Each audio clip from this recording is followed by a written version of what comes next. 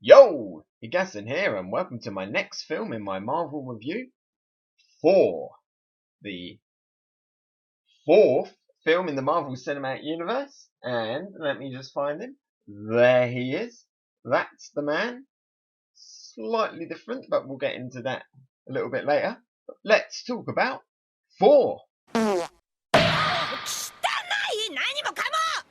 So Thor, the first film in Marvel's Cinematic Universe that deals with the more cosmic side of its comics.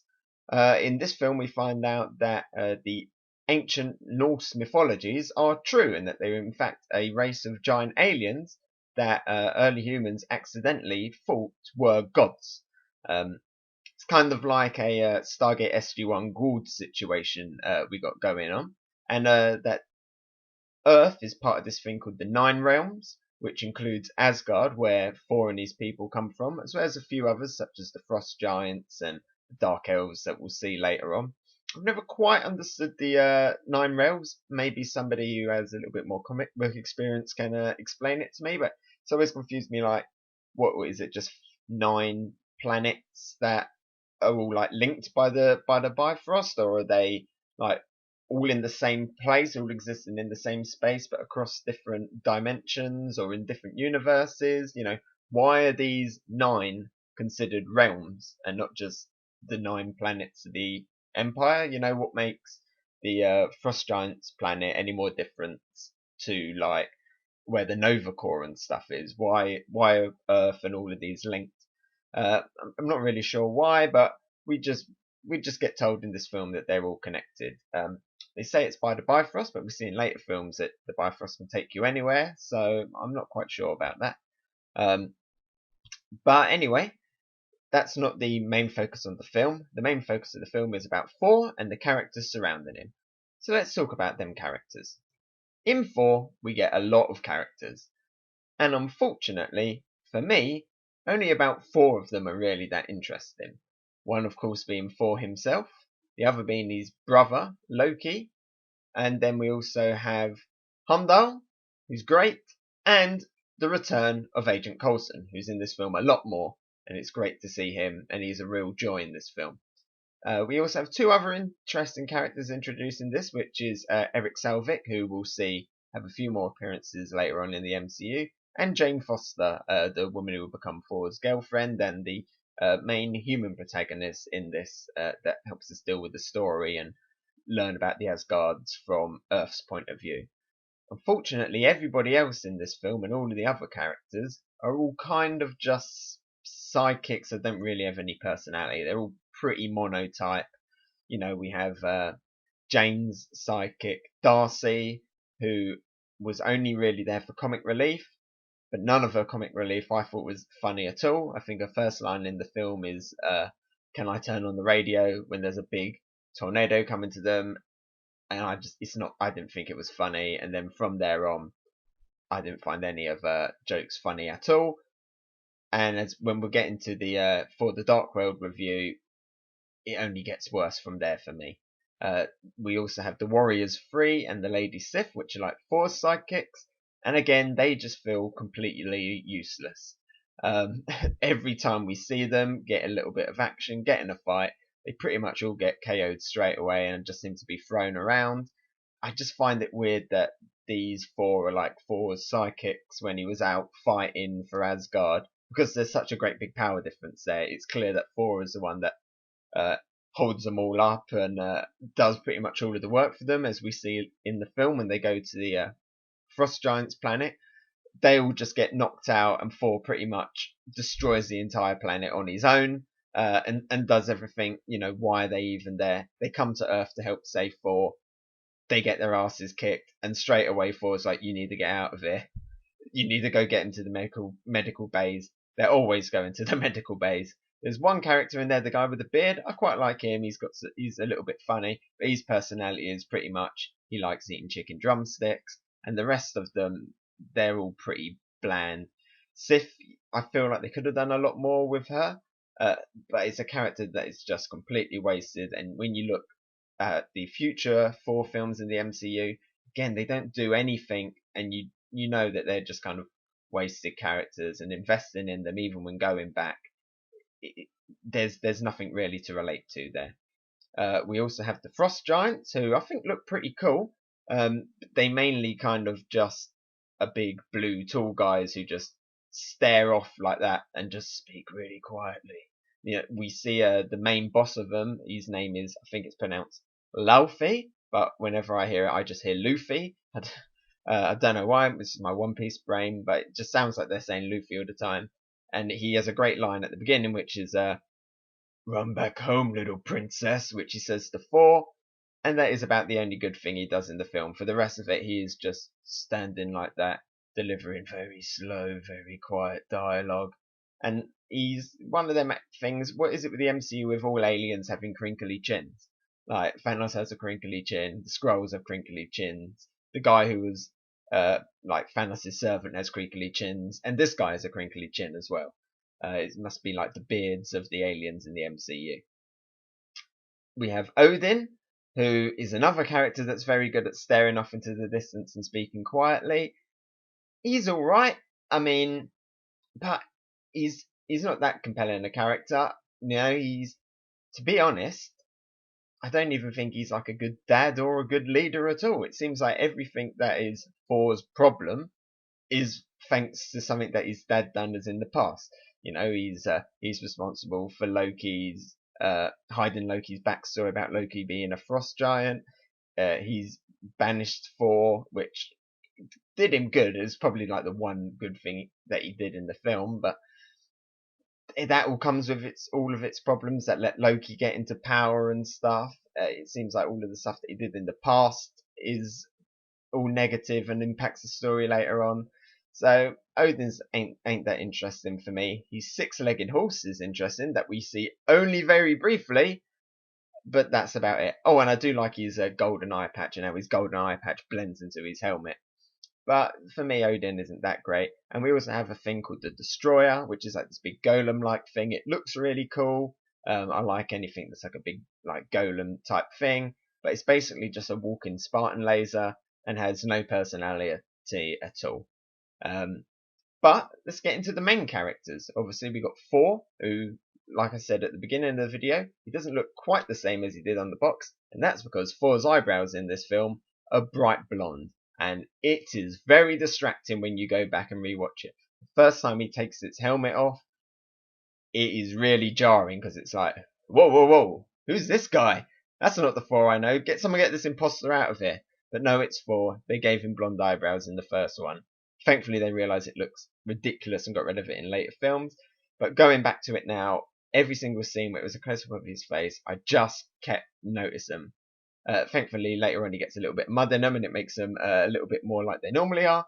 But every other scene, it's just really jarring. But Thor's good. At the beginning of the film, he's actually a bit of an asshole. He's like he's arrogant. He's a little bit like the Tony Stark of Asgard. He's all like, "Yay, look at me, I'm the best, I know everything." But he has a really good character arc in the film where he realizes his flaws, and by the end of the film, he starts to more become the Thor that we know and we love in the later films, and a lot of that is present in this film where you see his character develop.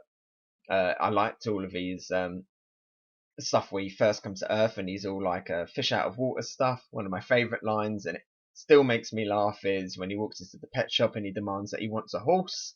I like it when he throws his glass down. Some of it at the beginning, though, again, it does make him seem a little bit arrogant, just the way he's just walking around Earth thinking he's the boss and stuff.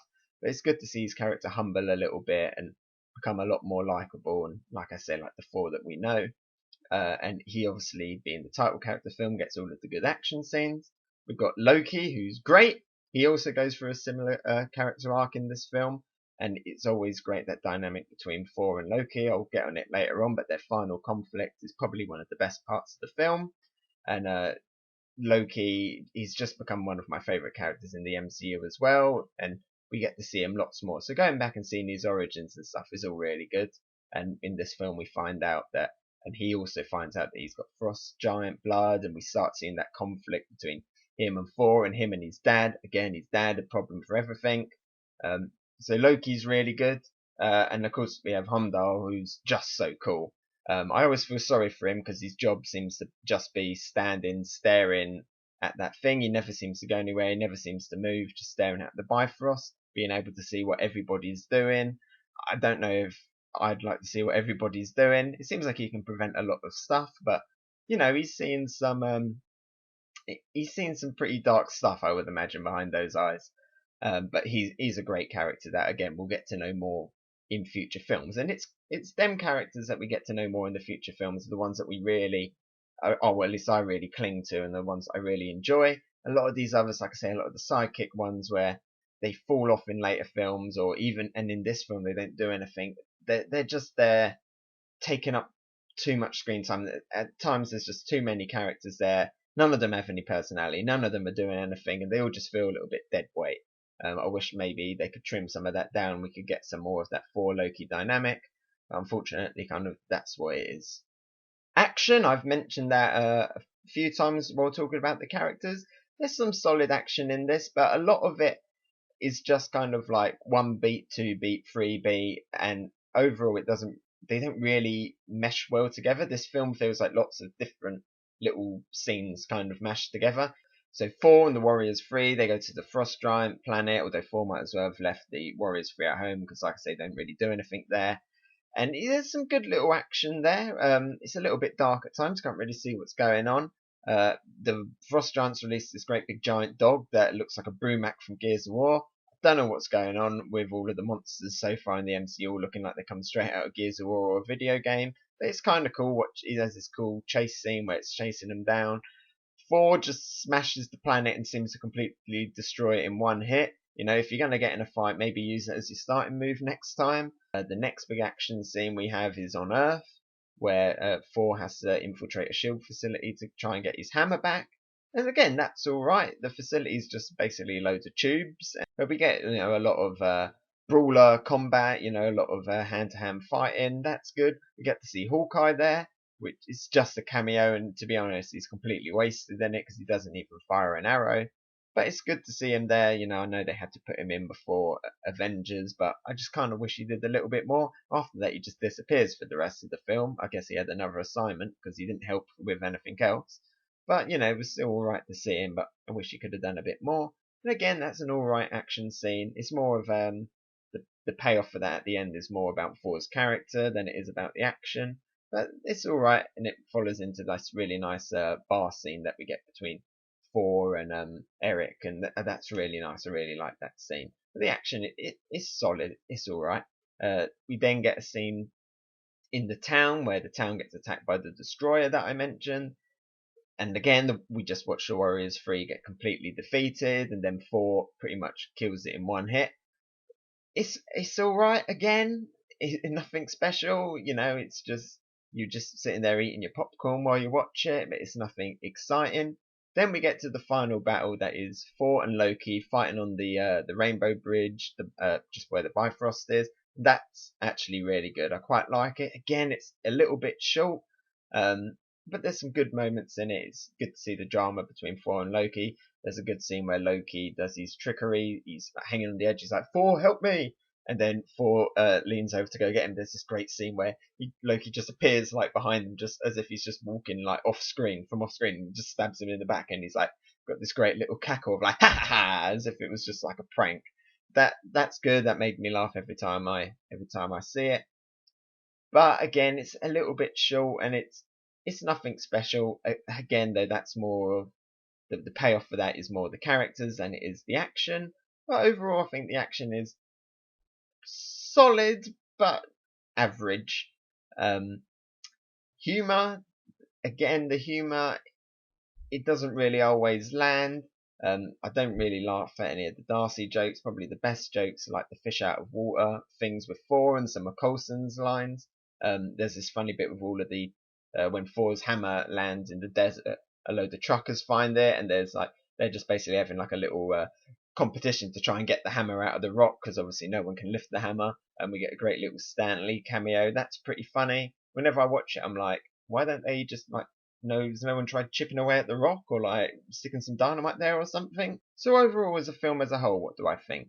It's got some nice character moments for Thor. It's good to see his progression. At the beginning, I don't really like him. At the end, I like him a lot more, so that's good. It has some average to okay action, hit and miss humour, and a lot of characters that seem pointless. So overall, 4 is not one of the best MCU films for me. I think there are better films with 4 in it that I much rather watch, especially one of the ones that we'll get to later on. So it doesn't really hold up compared to a lot of the other MCU films.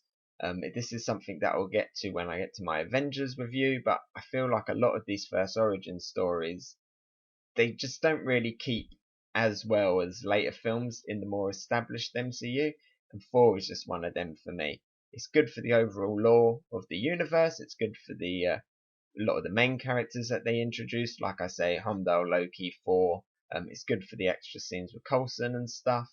But overall, the film is, I find it just pretty flat and pretty average. So for me, it's just a white tier, I'm afraid.